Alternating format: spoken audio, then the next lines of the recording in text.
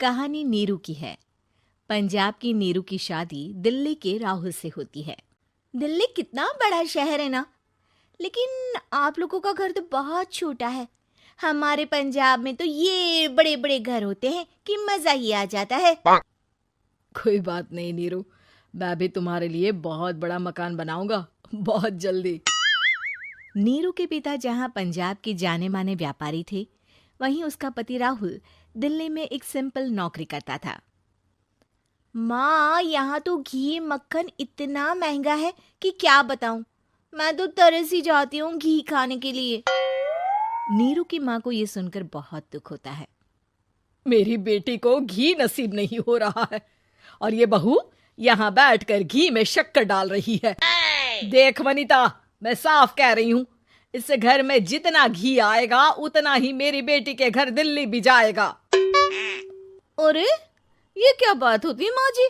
बेटी का उतना ही करो जो अच्छा लगे। अब क्या मायके से घी और मक्खन तक की सप्लाई करोगी आप? हाँ, मेरी बेटी किसी चीज को तरसे मुझसे बर्दाश्त नहीं होता। अब क्या था, नीरू के मायके में 2 किलो घी आता तो 2 किलो दिल्ली जाता नीरू के पास। एक दिन, माँ बड़ी गर्मी पड़ती है दिल्ली में। इस घर में तो एक ही एसी है और वो भी ड्राइंग रूम में। सारा परिवार एक ही कमरे में सोता है। हाँ बेटा, वो तो हर घर की कहानी है। यहाँ भी एक ही एसी है। अरे बिल इतना आता है कि क्या बोलूं। तभी वहां राकेश आ जाता है। माँ, थोड़ी देर में यहाँ कुछ प्लम्बर आएंगे मेरे कमरे में एसी लगाने। जरा ध्यान से लगवा देना ना माँ। ओए, ऐसे कैसे तेरे कमरे में एसी लगेगा? हाँ राकेश, एक बार बात तो कर लेता। अरे पापा, वो वनिता को गर्मी में नींद नहीं आती। ड्राइंग रूम में सबके साथ सोने में वो अनकंफर्टेबल है, इसलिए। अरे पूरे परिवार के साथ वहां तेरी बहन नीरू भी तो सोती है। वो नहीं हो रही क्या अनकंफर्टेबल? समझ रहा है ना? अगर एसी लगेगा तो एक दिल्ली में तेरी बहन के कमरे में भी लगेगा, तभी तू लगा सकेगा। राकेश वनिता को सारी बात बताता है। वनिता करती भी क्या, मन मार कर बैठ जाती है। माँ, ये लोग ठीक नहीं है, क्या करूं मैं? अरे बेटी, यहाँ आ जा, तू यहाँ आकर रह ले। अरे छोड़ दे ऐसे पति को। कैसे छोड़ दूं माँ? समाज क्या कहेगा, लोग क्या कहेंगे? वैसे भी मेरा एक बेटा है मयंक। अरे हटा बेटा, तेरी उम्र ही क्या है, इतनी परेशान रहेगी तो काम कैसे चलेगा। खैर, बात आई गई हो जाती है। माँ को लगता है कि नीरू ठीक है, तो वहीं नीरू के मन में एक ही लाइन चल रही होती है, यहाँ आजा। माँ ने तो बोल ही दिया है कि यहाँ आजा। बस मयंक थोड़ा सा बड़ा हो जाए, इन गरीबों को छोड़कर मैं वापस माँ के पास ही चली जाऊंगी। वो इसी सोच में बाजार में चल रही थी कि मैम, आपका दुपट्टा जमीन को छू रहा है। नीरू जैसे ही उस लड़के की तरफ देखती है, देखती ही रह जाती है। हाय रे, कितना सुंदर लड़का है ये। अब क्या हुआ? मैंने कहा आपका दुपट्टा। तो खुद ही उठाकर दे दो ना। लड़का समझ जाता है कि नीरू उस पर फिदा हो चुकी है। वो उससे उसका नंबर लेकर चला जाता है। अब क्या था, नीरू और रोहित में लगातार बातें होने लगती है। मैं हरियाणा का रहने वाला हूँ, यहाँ एक बड़ी कंपनी का मैनेजर हूँ।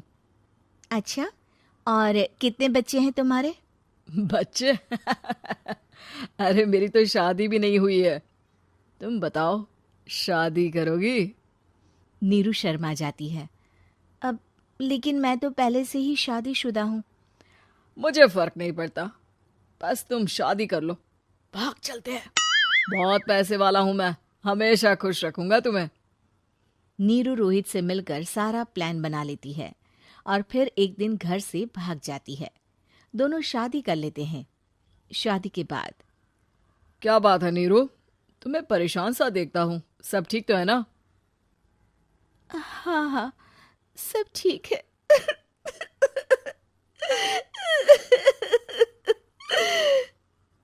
ये कहते कहते ही वो रोने लगती है। अरे क्या हो गया, रो क्यों रही हो? मैंने तुमसे एक बात छुपाई है और वही बात अब मुझे परेशान कर रही है। रोहित, मेरा एक बेटा भी है, उसका नाम मयंक है। क्या बात कर रही हो? ये तुमने मुझे पहले क्यों नहीं बताया? देखो नीरू, मेरी माँ को मैंने ये नहीं बताया है कि तुम शादीशुदा हो। बच्चा मैं मैनेज नहीं कर पाऊंगा। नीरू को समझ में नहीं आता कि वो क्या करे। तुम उस बच्चे को अपनी माँ को क्यों नहीं दे देती? नीरू चुपके से माँ को फोन करती है।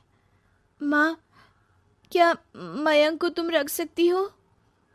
बेटा, मैं राकेश के साथ बात करती हूँ। आखिर घर का बेटा वही है, जो वो बोलेगा। वैसे भी बेटा, तूने जो किया है ना, उसके बाद से पूरा घर तेरी बुराई कर रहा है। मैं भी अब किसी से तेरे लिए लड़ नहीं सकती। राकेश बेटा, नीरू ने तो जो किया बहुत ही बुरा किया, लेकिन मैं सोच रही थी कि क्यों ना मयंक को हम यहाँ ले आए। तभी वनीता बोल पड़ती है। वाह जी, ऐसे कैसे यहाँ ले आए? यहाँ क्या भंडारा भरा है? और जिस बच्चे की माँ ने नहीं सोचा, उसके लिए हम क्यों सोचे? नीरू को एक बार तो अपने बच्चे के बारे में सोचना चाहिए था ना। अरे लेकिन तेरे पास भी तो लड़का नहीं है ना वनीता। माँ, वनीता ठीक बोल रही है। कल को वो बड़ा होकर इसी घर का हिस्सा मांगेगा तो हम क्या करेंगे? माँ कहती भी तो क्या, वो चुप रह जाती है। वहीं नीरू का पहला पति कहता है।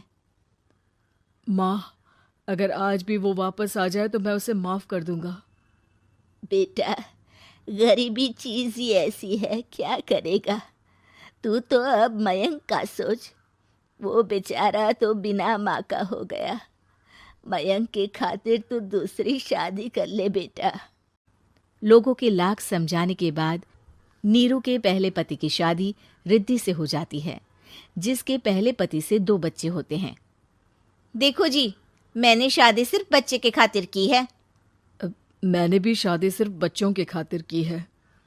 वहीं नीरू के दूसरे पति के मन में ये बात घर कर जाती है कि नीरू एक मासूम बच्चे को उसके खातिर छोड़ कर आई है। अब देखो नीरू, मुझे लगता है कि जो औरत अपनी कोख का बच्चा छोड़ सकती है, वो तो कुछ भी कर सकती है।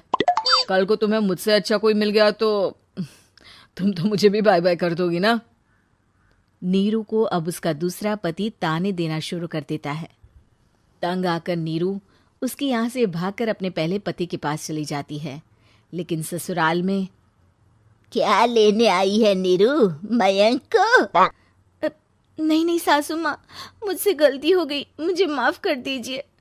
नीरू, अब वक्त खत्म हो गया है, मेरी शादी हो चुकी है। तो छोड़ दो ना उसे, हमारा बच्चा है। मैं आपको अपनी माँ नहीं मानता, मेरी नहीं मान तो बात अच्छी है। नीरू मयंक की बात सुनकर समझ जाती है कि उसके पास अब ना आसमान रहा ना ही जमीन।